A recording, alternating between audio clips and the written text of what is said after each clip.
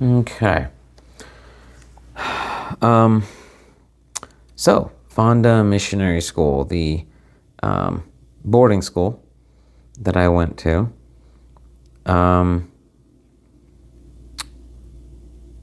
of the history there for me, it was a very religiously oppressive environment.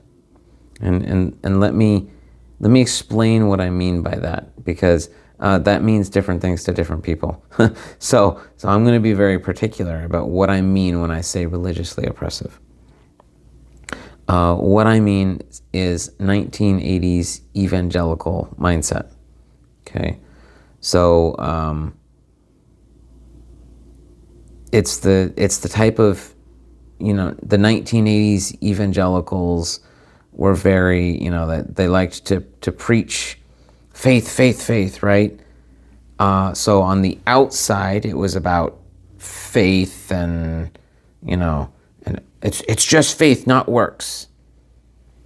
But in reality, when you actually examine the things that they would put on people, what did Jesus say? That you when he was speaking to the Pharisees, you load people down with burdens and will not even lift a finger to help them. That sums it up for me. So they, on the outside, the maintaining this image of, it's faith, it's not works, but in reality, the actual expectation and practice is one about maintaining image, hiding all the truth, hiding the truth of who you really are, hiding not only from other people but also from God, emphasizing works, spreading gossip. It's basically a very nasty, rules-focused, religiously oppressive religion. And that was the atmosphere. That was the atmosphere at Fonda Missionary School. And I think that's the kind of atmosphere that fosters a place in which abuse can thrive. And it did thrive at that school. Thankfully, I did not personally experience abuse. I don't think anyone from my particular age group did.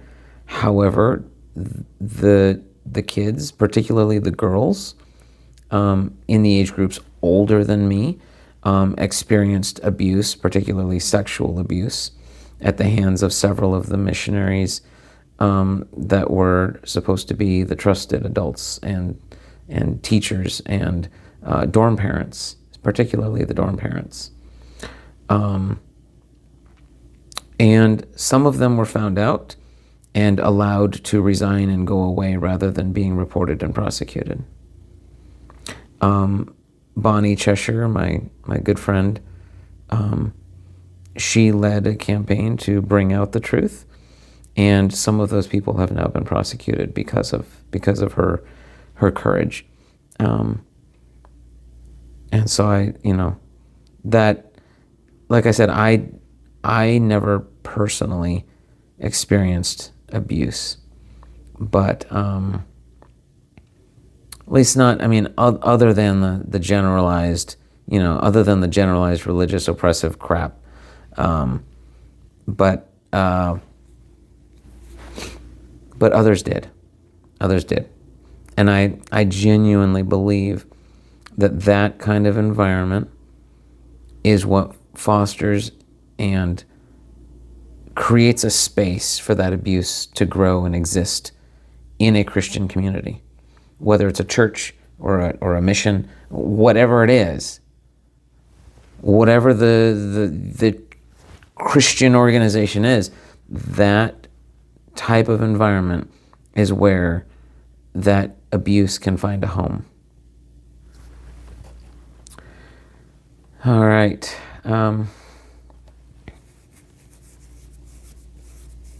Oh, I never did talk about Andrew Sartorius. All right, so was the summer between my 6th and 7th grade years.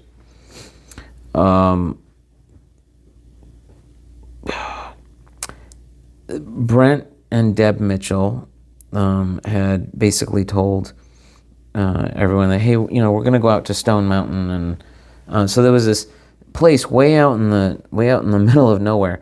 The only way in and out was a rut, Jeep trail essentially, and it was this.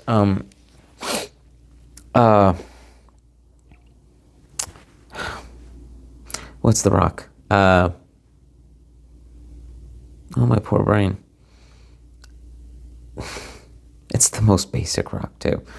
It was a large granite. Thank you. Granite. It's a large granite rock kind of sticking out of the ground. So probably like from volcanic activity. And then the ground just sort of weathered away around it, right? The rock takes longer to weather, and it's just out in the middle of nowhere. And the villagers must have mentioned something about it, because at some point in the 12 years we lived there, we had gone looking for it and found it. And the villagers did warn us, though. They said stay on the trail. Do not ever leave the trail. That particular area, way out in the middle of nowhere, everything looks the same. If you get off the trail, you will get lost, and you will die out there, and no one will ever find you. So we never left the road. we would take the road out there, and the road basically went straight to it and past it, But we would stay on the road, and it would take us right there, and we would spend a day out there climbing around on the rocks and enjoying it, and then we'd go home, And so that morning, that's what we had done. And we get back to the village, and Dauda is sitting there at the fromage, the big, gigantic tree in the center of the village, right? He's sitting there at the fromage tree as we're like, we're going to the house, right? We're gonna go park the vehicle and go to our houses. But he flags us down, and he talks to Brent. And so a little bit of background: all of the missionary villages had a radio, shortwave radio, and it was our way of communicating with, the base in the capital city, the school, our supply towns. If we needed to call for the airplane for whatever, supply, whatever, we could put in supply orders, say, hey, we're going to come visit on Tuesday. Here's a supply order, if you could go get it for us, and we'll pick it up, So it was a way of communicating, and everything was in French. It was one of our ways of respecting the government, was to always communicate in French so that they could understand what we were saying. And there was never anything to hide, And so, yeah, everything was done and said in French. And anyway, so news had come over the radio that Andrew Sartorius had died. So Andrew Sartorius, the Sartoriuses were in Chobo. Chobo was a little village near Kadagu, the supply town.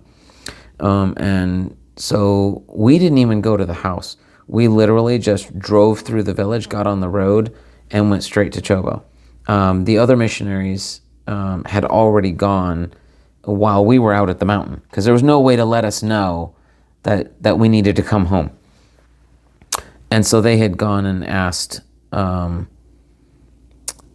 if he would please let us, tell us when he saw us, and to his credit, he decided to sit and wait for us, which is more than I might have done. I mean, if I had been in his position, I had been like, yeah, cool, when I see them, I'll.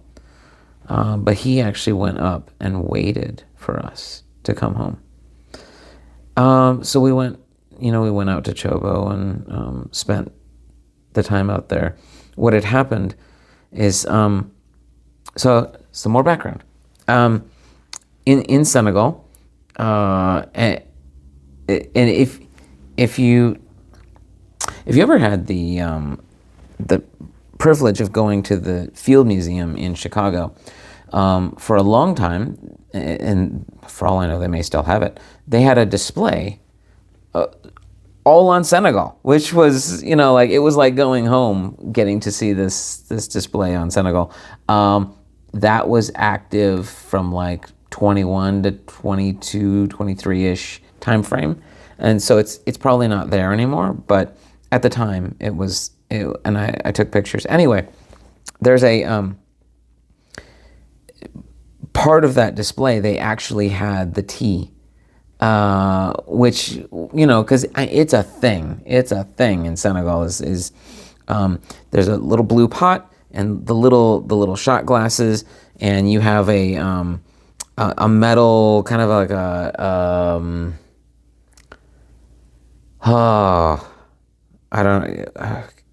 can't even think of what you'd call it. Almost like a grill, and you put coals in it, and then there's a grate, and the ashes fall through, and you can empty it, but you put the teapot on the coals in this metal grill. Anyway, it was a thing for us as teenagers.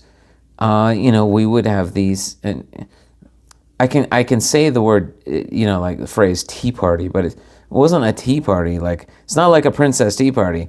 This is a teenager, hang out Friday night, make tea, listen to music. It was a thing. That's what you did. You would brew the tea, and then and it was a very particular skill to be able to, start pouring the tea and lift it really high without spilling any, and get a nice foam head on it. That was a lot of skill that would, we would develop. And we would listen to music and sit around the fire and talk. And anyway, so the teenagers in Shogo had done that on Friday night. And they had gone to a little hilltop just a little bit away from the village. You could see the village from there. And for whatever reason, at one point, Andrew decided to climb a tree. I guess I think he wanted, if I remember correctly, he wanted to get a better view of the village and the lights, in the village. And while he was up in the tree, he was stung very badly quite a few times by a very deadly wasp. Now, the villagers, whether you're talking to the Malinki or to the Bajaranke or to any of the language groups in that area, they believe that this particular wasp is actually a sorcerer. That's how dangerous this wasp is. They cannot fathom that it would just be a natural, that it would just be a natural insect. It must be a sorcerer in wasp form, essentially, or like an evil spirit. So that they are convinced that this particular wasp is something other than just a really dangerous and deadly wasp, which it is. It is a very deadly, very poisonous wasp. Andrew probably would have lived had he gone home right away. He didn't. He sat with the group, suffering through the stings. It wasn't until he had trouble breathing that suddenly they realized something was wrong. And they had to carry him home because he at this point, his lungs were filling with fluid, and the missionaries did everything that they could. They injected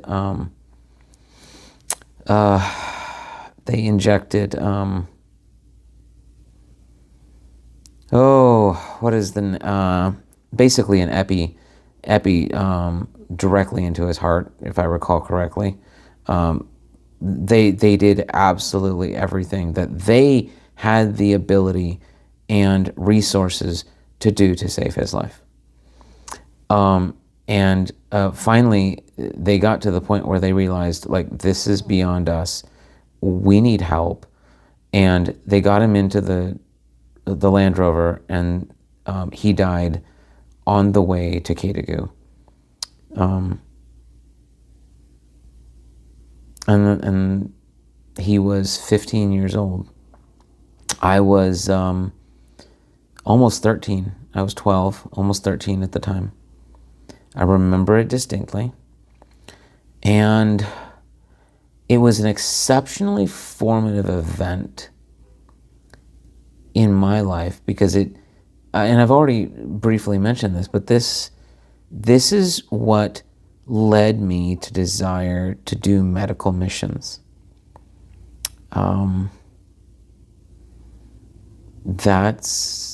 That was the start. That was the impetus for that decision.